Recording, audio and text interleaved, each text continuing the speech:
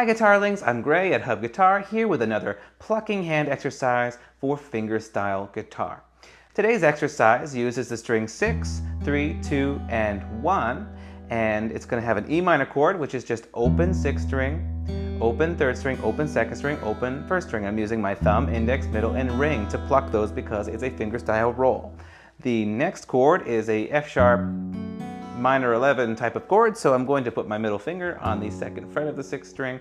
I'm going to put my 3rd finger on the 2nd fret of the 3rd string, and then open B string, open E string. Now to get to my G6 chord, I'm going to shift my middle finger up to the 3rd fret of the 6th string, and then I'm going to land my index finger on the 2nd fret of the 3rd string.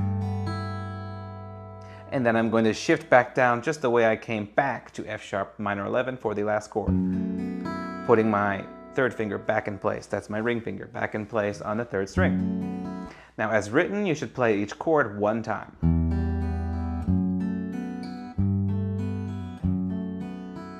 But I think you can double that up and spend a little bit more time thinking about the flow of the plucking hand and a little bit less time thinking about switching from one chord to the next. So you could do something like this.